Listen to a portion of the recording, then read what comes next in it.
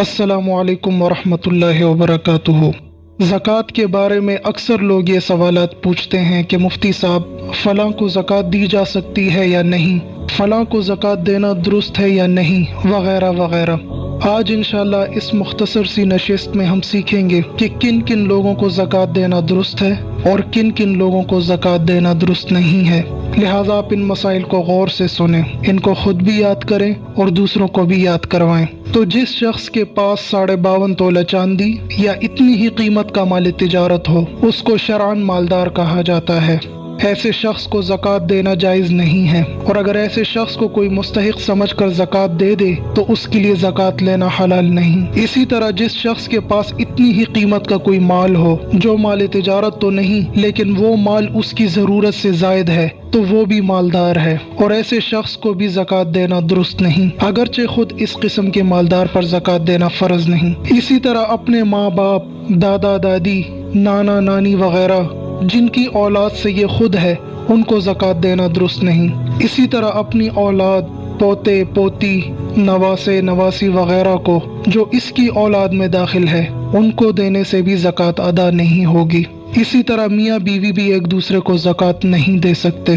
ان رشتہ داروں کے علاوہ باقی سب کو زکوٰۃ دینا جائز ہے، مثلاً بھائی بہن، بھتیجا بھتیجی، بھانجا بھانجی، چچا پھوپھی، خالہ ماموں، ساس سسر، داماد بہو، سوتیلی ماں سوتیلا باپ، سوتیلا دادا سوتیلی دادی، رضائی بیٹا بیٹی اور رضائی ماں باپ وغیرہ میں جو حاجت مند اور زکوٰۃ کے مستحق ہوں، انہیں زکوٰۃ دینا درست، بلکہ انہیں زکوٰۃ دینے میں دوہرا ثواب ملتا ہے، ایک زکوٰۃ کا اور دوسرا صلہ رحمی کا۔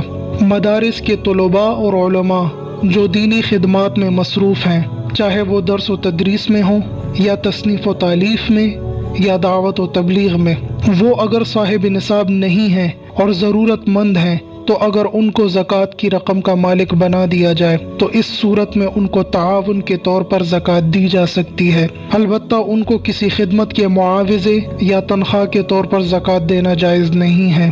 اسی طرح زکوٰۃ کی رقم مسجد کے امام کو ان کی تنخواہ میں دینا جائز نہیں، اس سے زکوٰۃ ادا نہ ہوگی۔ اسی طرح بنو ہاشم کو زکوٰۃ دینا جائز نہیں، اور بنو ہاشم سے مراد وہ لوگ ہیں جو سید یعنی حضرت فاطمہ رضی اللہ عنہ کی اولاد میں سے ہوں، یا علوی ہوں، یا حضرت عباس، حضرت جعفر، حضرت عقیل، حضرت حارث بن عبد المطلب رضی اللہ عنہم کی اولاد میں سے ہوں۔ اسی طرح جتنے بھی واجب صدقات ہیں، مثلا نذر، کفارہ، عشر اور صدقہ فطر بھی ان کو نہیں دے سکتے، البتہ نفلی صدقات و خیرات ان لوگوں کو دیے جا سکتے ہیں۔ اس طرح کسی کافر یا غیر مسلم کو بھی زکوٰۃ، نذر، کفارہ، عشر اور صدقہ فطر دینا درست نہیں، صرف مسلمان کو ہی دینا درست ہے۔ البتہ نفلی صدقات کافر کو دے تو سکتے ہیں، لیکن اس کی جگہ کسی مسلمان کو دینا ہی زیادہ اولیٰ و افضل ہے۔ بڑی بڑی دیگیں، بڑی دریاں، شامیانے جن کی کبھی کبھار تقریبات کے موقع پر ضرورت پڑتی ہو اور روزمرہ ضرورت نہیں ہوتی، یہ سامان ضرورت سے زائد کہلائے گا۔ لہٰذا جس کے پاس ایسا مال بقدر نصاب ہو، اسے بھی زکوٰۃ دینے سے زکوٰۃ ادا نہیں ہوگی۔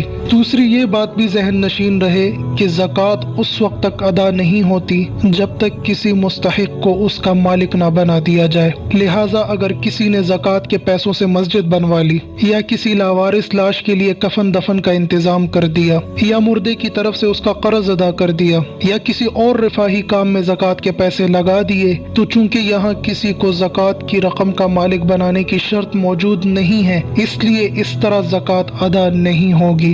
اسی طرح شفا خانے کی تعمیر اور دیگر ضروریات اور ملازمین کی تنخواہوں میں بھی زکوٰۃ کی رقم خرچ نہیں ہو سکتی، البتہ جو دوائیں غریبوں کو مفت دی جائیں وہ زکوٰۃ میں شمار ہوں گی۔ زکوٰۃ کے حوالے سے چند مزید اور انتہائی ضروری مسائل انشاءاللہ اگلی نشست میں پیش خدمت کیے جائیں گے۔ تب تک کے لیے السلام علیکم ورحمۃ اللہ وبرکاتہ۔